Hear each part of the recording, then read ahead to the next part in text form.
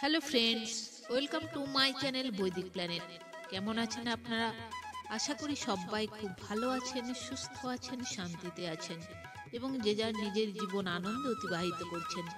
বন্ধুরা, আমার এই চ্যানেলে সহজ বাংলা ভাষায় বিভিন্ন প্রকার হিন্দু শাস্ত্র যেমন বেদ, উপনিষদ, পুরাণ, রামায়ণ, মহাভারত, গীতা ইত্যাদি বিভিন্ন প্রকার হিন্দু ধর্মগ্রন্থ নিয়ে আলোচনা করা হয়। আপনারা যারাই শাস্ত্রগুলি সম্বন্ধে জানতে ইচ্ছুক কিন্তু পড়ার জন্য সময় পান না, তারা এই চ্যানেলের ভিডিওগুলি দেখতে পারেন। বন্ধু, আপনি এই ভিডিওটি দেখছেন মানেই আপনি আধ্যাত্মিক জগতের মানুষ, হিন্দু ধর্মের প্রতি অনুরক্ত এবং আপনি অবশ্যই এটা মানেন যে গীতা, বেদ, পুরাণে লেখা কথাগুলি আজকের সময়েও কতটা প্রাসঙ্গিক। পুরাণ গ্রন্থে কথিত আছে যে ব্যক্তির বাড়িতে প্রত্যহ বেদ, পুরাণ, গীতা, রামায়ণ, মহাভারত ইত্যাদি পাঠ হয়, সেই সাধুজনের সমস্ত দুরবস্থা কেটে যায়। তার মনে এবং তার বাড়িতে পজিটিভ এনার্জি উৎপন্ন হয়, তাই তার মনের সকল ইচ্ছা পূরণ হয়।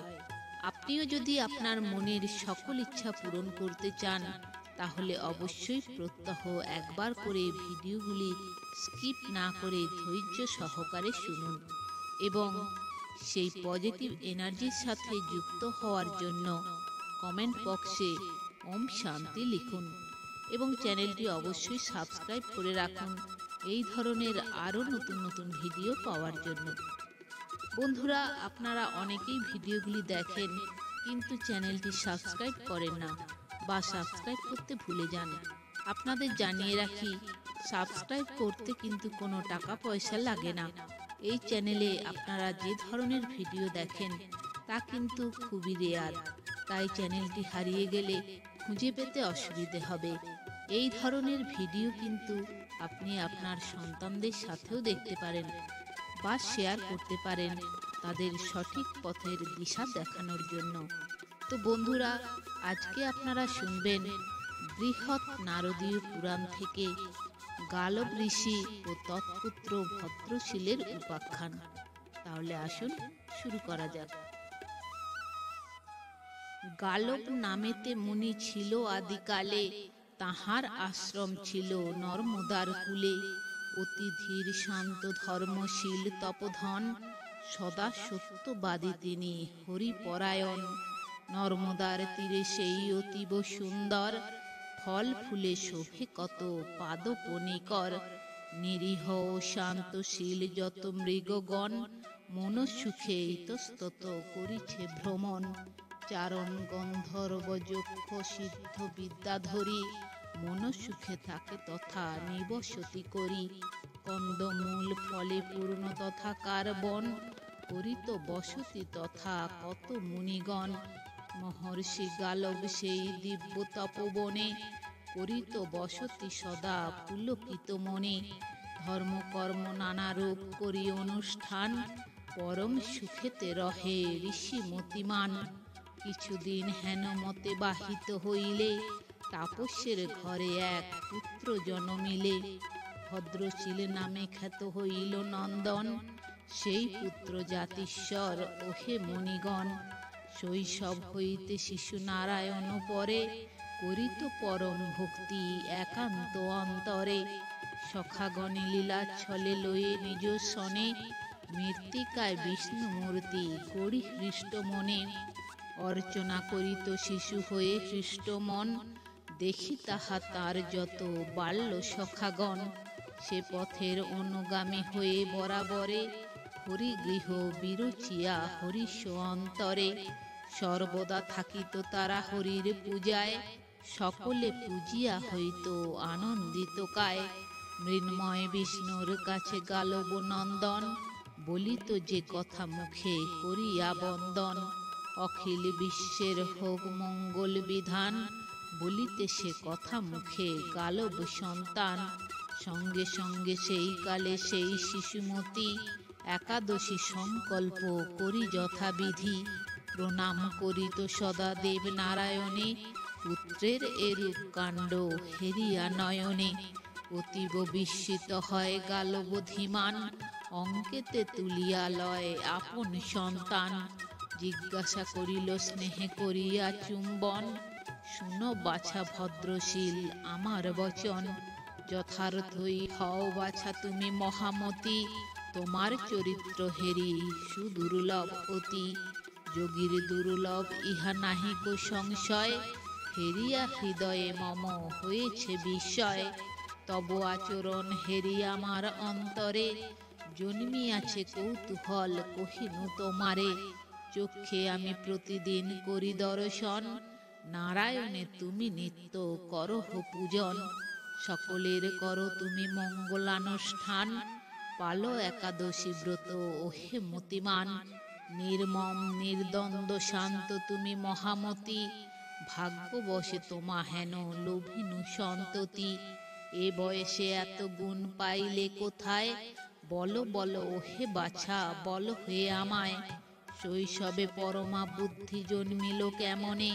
প্রকাশিয়া বলো তুমি আমার সদনে, আমার নিকটে সব করিয়া বর্ণন, কৌতূহল নিবারণ করো বাছা ধন, পিতার এতেক বাক্য শুনিয়া শ্রবণে, তুষ্ট হয়ে ভদ্রশীল নিজ মনে মনে, পিতারে সম্মধি পুত্র কহিল তখন, শুনো ওহে পিতৃদেব মম নিবেদন, পূর্বজন্মে যাহা যাহা করিয়াছি আমি, স্মৃতিপটে সমুদিত হতেছে এখনই, সে বৃত্তান্ত হয় পিতা অতি মনোহর, যমপাশে করেছিনু শ্রবণ গোচর, পুত্রের মুখেতে শুনি এতেক বচন, বিস্ময়ে আক্রান্ত হন গালব সুজন, আনন্দে উন্মত্ত হয়ে গেল বসুমতী, পুনঃ জিজ্ঞাসিল সুতে মধুর ভারতী, শুনো শুনো বৎস এবে আমার বচন, বলো পুত্র পূর্ব জন্মে ছিলে কোন জন,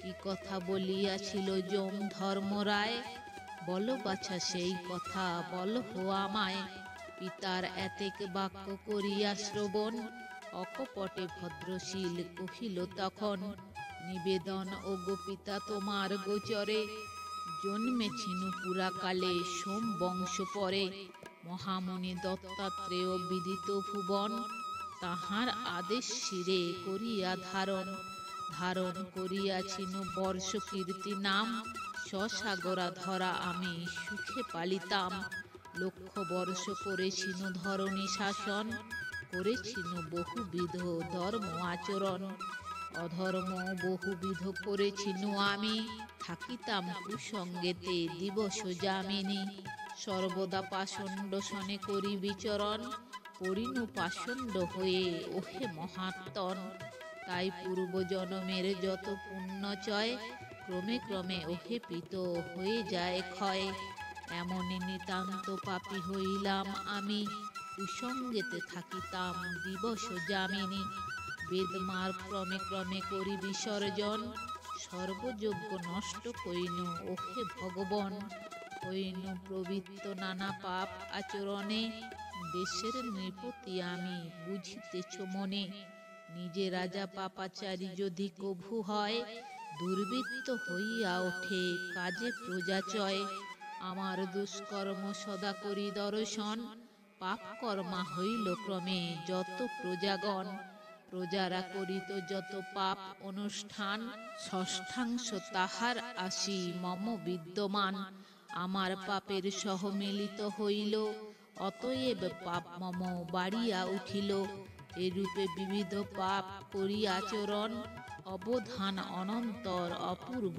ঘটন, মৃগয়া বাসনা মোর একদা জন্মিল, মৃগয়া উদ্যোগ ক্রমে তখনই হইল, অসংখ্য সামন্ত সৈন্য সজ্জিত হইয়ে, আমার প্রতীক্ষা করি রহিল দাঁড়ায়ে, সৈন্যগণ সহ আমি হরিষ অন্তরে, বনের ভিতর এক প্রবেশিনু পরে, মৃগ বহুবিধ আমি শিকার করিনু, ভ্রমি বনে তস্তত আনন্দিত হইনু, বহু সংখ্য মৃগ আমি করিনু হনন, তথাপি মৃগয়া তৃষ্ণা না হইল বারণ, ক্রমে মৃগ অন্বেষণ করিতে করিতে, উপনীত বন হতে অপর বনেতে, দৃষ্টিপথ বহির্ভূত হইল সৈন্যগণ, একাকী কানন মাঝে করিনু ভ্রমণ, একে তো কঠোর শ্রম তাহার উপর, ক্ষুধা তৃষ্ণা আসি মোরে করিল কাতর। তখন ভ্রমণে আর না হই সক্ষম, নিকটে নর্মদা নদী হতেছে শোভন। তার তীরে স্নিগ্ধ ছায় পাদ পনিকর, বিরাজিত রহিয়াছে অতীব সুন্দর। তথায় বসিয়া আমি পাদপের মূলে, শ্রান্তি দূর করিলাম আপনার বলে। নিদারুণ গ্রীষ্ম বোধ হইল তখন, বিমল বাড়িতে করি স্নানাদি সাধন। দিবাক্রমে অবসান দেখিতে দেখিতে, সেই দিন অনাহারে রহিনু তথাতে। ক্রমেতে রাত্রি সেথা করে আগমন, আশ্চর্য ঘটনা আমি করিনু দর্শন। জন কত লোক আসি কানন ভিতরে, জাগিয়া রহিল একাদশী ব্রত করে। তাদের সম্মুখে আমি করিয়া গমন, রহিনু সমস্ত নিশি করি জাগরণ। তাহাতে কাতর অতি ক্ষুধা তৃষ্ণা বসে, একে তো কঠোর শ্রম হইল দিবসে। তদুপরি সারা রাত করি জাগরণ, শরীর অবশ হয়ে পড়িল তখন।